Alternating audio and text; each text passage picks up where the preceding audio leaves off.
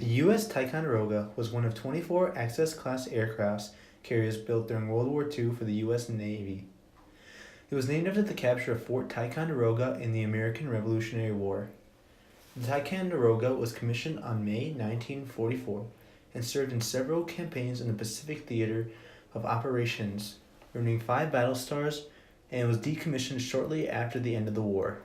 She was modernized and recommissioned in the 1950s as an attack carrier, and then eventually became an anti-submarine carrier.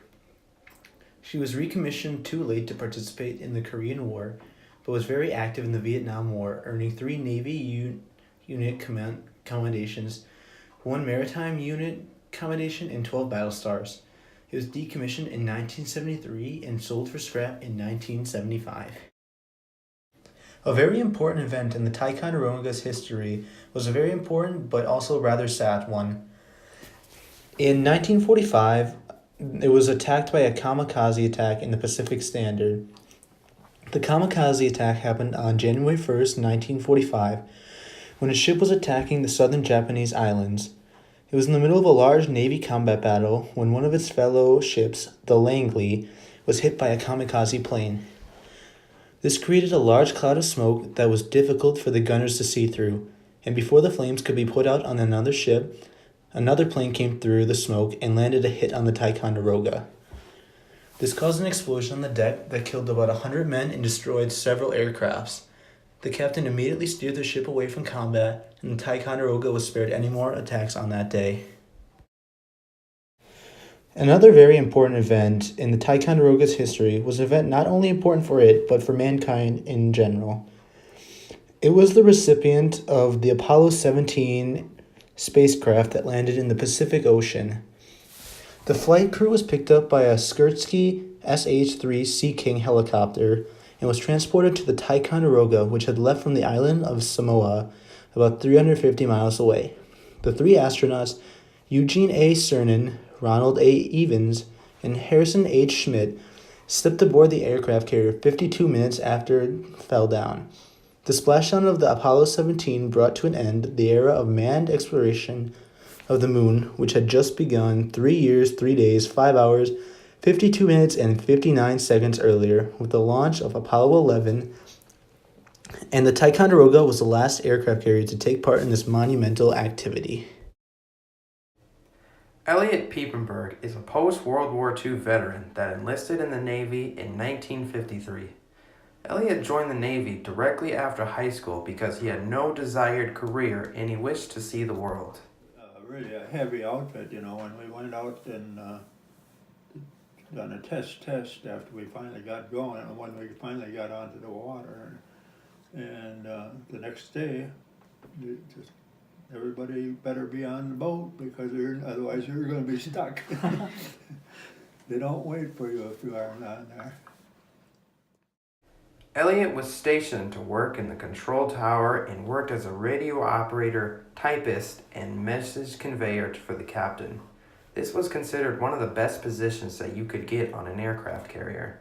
I was just, the captain was about two levels down.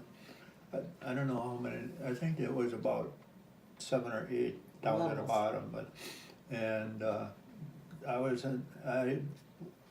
about 2 bases down, and then the captain would give me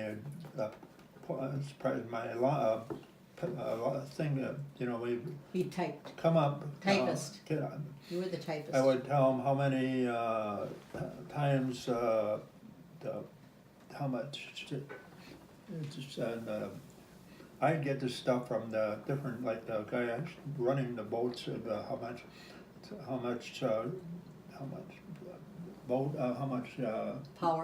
power before it was always plenty of it, but and then the captain would write it down, and that was good because nobody else got that good job. He typed out.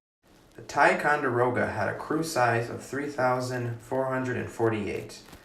The living quarters was a series of stacked beds in a small room. The room had very little furniture, besides a few drawers to keep clothing in.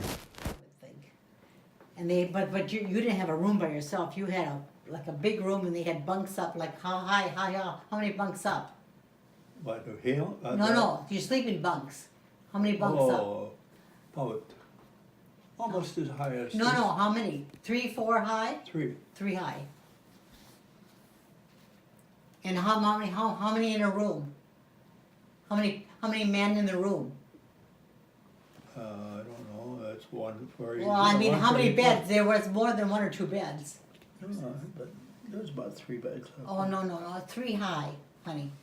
Oh, But you, it was big, it was a lot you of don't guys wanna around there. step on somebody going in there if No. you're in the top. I know, but you didn't have separate rooms, only 3 guys. It was a bigger room, but they maybe had maybe 50 guys in it with bunks up. In the event of a storm, ships had their objects and furnitures fastened to the floors and walls.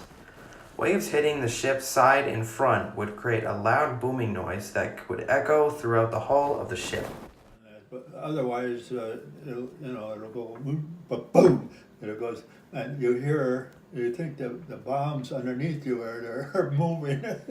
Sometimes but we didn't carry a whole bunch of bombs at that time Because it wasn't wartime. because there wasn't any war. Kamikaze pilots were Japanese fighter planes that would intentionally crash into ships and buildings. Kamikaze pilots posed a large threat to naval ships due to the highly flammable gas that was in the planes that could cause massive damage to the hull. Sometimes the pilots weren't that good, but they'd go to end. I saw about 3 or 4 times, and you could hear the engine wasn't going on, but boom, right down over the end of the one, and it was floating. But within about 10 minutes, here comes the smaller ship, bang, right into it, so it would sink. Yeah. They didn't want the Japs or anything to get in there and see what kind of things that they're using, So, They get the pilot out, but would destroy the plane. so that was a big, costly thing, The nuclear strikes on Hiroshima and Nagasaki devastated the landscapes and killed up to 226,000 people. The lasting effects of the nuclear blast caused sickness. Many of the people who were affected by the radiation of the nuclear blast developed cancer and body deformities. But they showed you about the bombing. What a guy told us, he was there and he says, you follow me, I want to show you something.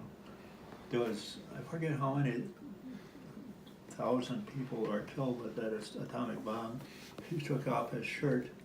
He says, I was a half a mile away when it blew up, and he had a shirt that had different kind of directions on his shirt. He took it off. It was just like he had tattoos on it, just from the fire and he was a half a mile away.